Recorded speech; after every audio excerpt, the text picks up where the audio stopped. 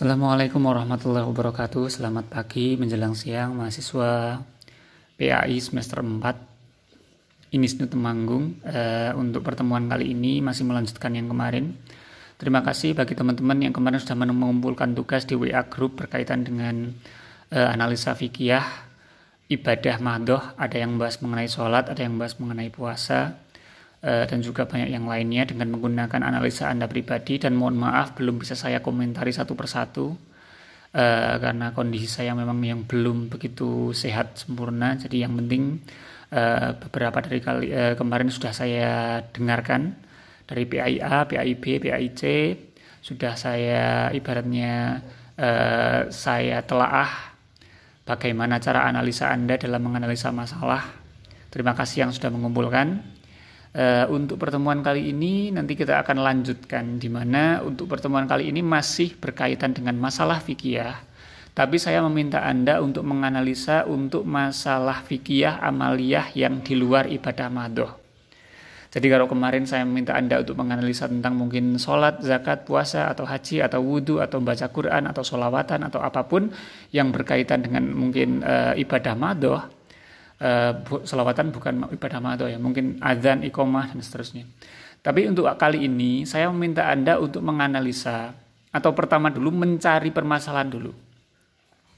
Mencari masalah-masalah yang terjadi di masyarakat yang berkaitan dengan perbuatan manusia, amaliyah, karena kita sedang menganalisa secara fikih ya, maka harus mencari amaliyah manusia. Amaliyah di sini maksudnya perbuatan manusia, di mana perbuatan ini di luar ibadah madhoh. Artinya saya meminta Anda untuk mencari suatu masalah yang dilakukan manusia yang di luar ibadah madhoh, yang terjadi di kehidupan sehari-hari, yang kita kenal biasanya dengan bahasa muamalah.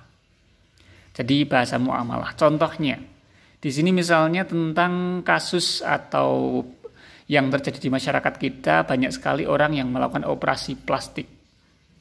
Ini kan sudah menjadi tren ya, sudah menjadi kebiasaan operasi plastik, di mana tujuannya adalah untuk memancungkan hidung. Nah, latar belakangnya yang pertama.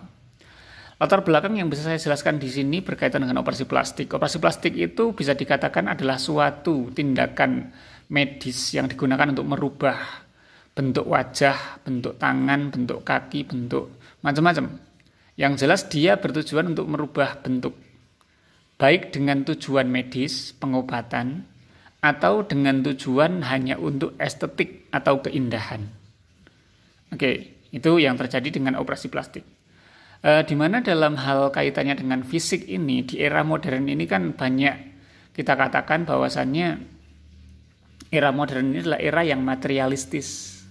Era di mana segala sesuatu itu sesuatu yang bersifat fisik, materi, itu biasanya menjadi sesuatu yang prioritas. Ini semacam degradasi juga bagi kita, kemunduran peradaban bagi kita juga saat ini, di mana saat ini kita itu melihatnya itu apa-apa fisik, apa-apa materi. Dan yang terjadi apa? Orang itu sangat menggebu-gebu untuk bagaimana menyempurnakan dalam tanda kutip bentuk fisik mereka. Salah satunya banyak orang yang memancungkan hidung dengan operasi plastik, mengoperasi pipi biar tirus, mengoperasi dagu biar lancip, atau mungkin mengoperasi macam-macam. Mengoperasi apa lagi? Saya kurang tahu lah, yang lain yang jelas banyak ya. Atau mungkin yang lainnya, operasi yang lain yang berkaitan dengan bentuk tubuh, mungkin rambutnya, mungkin jenggotnya, mungkin bulu matanya, mungkin tangannya, mungkin bahkan alat kelaminnya ya, alat kelaminnya, lalu kakinya, kulitnya, macam-macam. Jadi mencoba untuk merubah bentuk tubuh. Itu latar belakangnya. Polemik yang terjadi sekarang. Yang pertama, yang jelas kita harus pahami bahwasannya ada permasalahan di sini. Permasalahannya adalah bahwasannya perubahan bentuk tubuh dengan menggunakan operasi plastik ini kadang melampaui batas. Melampaui batasnya bagaimana? Banyak hal yang berkaitan dengan berkaitan dengan tujuan-tujuan yang bersifat tidak prioritas. Jadi memancungkan hidung itu kan sebetulnya itu kan kalau kita lihat dari sisi agama ya, kacamata agama, itu kan bukan prioritas. Sebagaimana kita tahu kan dalilnya kan innallaha la yanzuru illa suwarikum wala illa ajsamikum walakinallaha yanzuru illa qulubikum wa a'malikum kan gitu. Au kama qala Rasulullah sallallahu alaihi wasallam. Setidaknya redaksinya seperti itu. Jadi Rasul itu melihat, Allah itu melihat seseorang itu bukan dari jasadnya atau dari jisimnya atau dari gambaran luar fisik seseorang, tapi yang dilihat itu adalah perbuatan dan juga hatinya. Itu kan dasar dalam pandangan agama kan seperti itu. Tapi yang terjadi di masyarakat nggak seperti itu. Itu ada polemik di sana. Lalu analisanya bagaimana? Kira-kira bagaimana analisanya? Analisa fikihnya bagaimana? Solusinya bagaimana? Padahal kalau kita ingin menghentikan operasi plastik jelas nggak bisa. Itu tren yang sudah terjadi saat ini. Tapi kalau nggak dihentikan itu juga nanti akan bertentangan dengan apa yang terjadi. Bahkan dalam suatu ayat bahkan dikatakan, atau bukan saya mungkin tidak perlu mengatakan ayat ya, biar nanti tidak terjadi kontroversi. Dalam pandangan beberapa orang dalam menafsiri beberapa ayat, itu ada suatu pendapat yang mengatakan bahwasannya manusia yang dalam bentuk fitrahnya itu nggak boleh dirubah-rubah. Nggak boleh merubah sesuatu yang secara fitrah itu sudah ditetapkan Allah seperti itu. Misalnya, fitrah seorang wanita itu kan menstruasi. Lalu dia meminum obat agar tidak menstruasi. Misalnya, seperti itu. Atau fitrah dari orang Jawa itu berkulit sawo matang. Lalu dia operasi plastik kulitnya biar kulitnya seperti orang Jepang. Agar seperti orang Korea. Rambut yang fitrahnya itu adalah hitam, dicat menjadi putih, biru, macam-macam. Gitu kan? Nah, pertanyaannya sekarang, analisa kita sekarang, ini melanggar enggak? Kita masuk ke kaidahnya ya. Kita tahu ya, kaidahnya itu kan al-aslu fil asya al-ibahah hatta yadulat dalilu ala tahrim. Asal dari segala sesuatu dalam bidang muamalah. Dalam bidang muamalah itu berarti dalam bidang selain ibadah madhoh. Berarti dalam bidang semua perbuatan manusia. Operasi plastik, jual beli online, apalagi saham, kripto, apa. Yang jelas sesuatu yang muncul, yang dilakukan manusia di luar ibadah mahdoh itu berarti di luar sholat, zakat, puasa, haji, adzan, iqomat, baca Quran. Di luar itu semuanya pada asalnya boleh. Semuanya boleh. Al-aslu fil asya muamalah ya, itu ibahah, boleh. Sehingga datang dalil yang mengharamkan. Nah pertanyaannya sekarang, operasi plastik untuk memancungkan hidung itu ada yang mengharamkan atau tidak? Operasi untuk memancungkan hidung itu ada yang mengharamkan atau tidak? Nah itu sekarang kita bisa cari. Kita harus mengakui bahwasannya tadi ya, fitrah manusia itu tidak merubah apa yang sudah diberikan oleh Allah. Otomatis kalau yang dilakukan salah satunya memancungkan hidung, kalau analisa tadabbur versi saya ya, ini bukan tafsir. Jadi jangan anggap ini sebagai tafsir. Ini anggaplah sebagai pendapat pribadi tadabbur versi saya. Seperti yang dulu kita bahas di awal.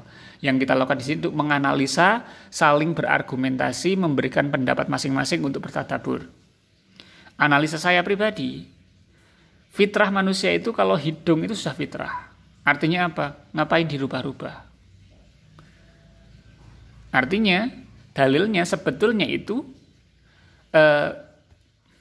asal dari hukum operasi plastik memancungkan hidung itu hukumnya boleh. Tapi karena ternyata merubah apa yang sudah ditetapkan Allah sebagai fitrahnya demikian itu adalah sesuatu yang tidak boleh, maka itu menjadi haram. Seperti itu. Itu kalau versi saya. Walaupun nanti ada pengecualian. Bagaimana kalau operasi hidung bagi orang-orang yang memiliki penyakit hidung? Nah itu beda lagi. Misalnya seseorang kena kecelakaan, hidungnya itu hilang. Patah lalu hilang karena misalnya nyerempet aspal misalnya. Itu kan mungkin saja. Lalu dokter menyarankan, wah ini hidungnya harus dioperasi.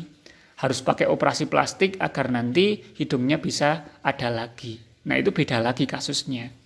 Itu bukan merubah. tapi itu bertujuan untuk mengobati. Nah, itu beda lagi. Itu versi saya. Oke. Jadi itu ya, kalau kita berbicara tentang muamalah, memang kaidah utamanya itu adalah al-aslu fil asya'i al-ibahah hatta yadulla dalilu ala tahrim. Dan ini pula dalil atau kaidah utama ya, bukan satu-satunya. Utama yang digunakan untuk menggali atau melakukan analisa, melakukan tadabur dari permasalahan-permasalahan di luar ibadah mahdoh. Jadi bagi saya operasi plastik untuk memancungkan hidung itu tidak diperbolehkan. Dengan alasan tadi, operasi plastik itu sebetulnya boleh. Secara garis besar, segala sesuatu itu boleh. Tapi karena memancungkan hidung itu merubah apa yang difitrahkan oleh Allah, maka itu menjadi nggak boleh. Nah, tugas Anda selanjutnya, Anda silahkan cari perbuatan manusia yang seperti ini. Apapun itu, silahkan Anda cari. Perbuatan manusia yang berkaitan dengan polemik sehingga menimbulkan masalah. Misalnya operasi plastik, operasi cangkok wajah misalnya. Atau menyambung rambut, menyambung bulu mata, operasi alis, operasi bulu mata, atau operasi pipi, operasi dagu, atau misalnya enggak yang berkaitan dengan operasi, yang berkaitan dengan ini, saya punya satu lagi, misalnya ada bayi tabung. Bayi tabung ini adalah perbuatan manusia juga. Perbuatan manusia yang digunakan untuk memperoleh keturunan, gitu.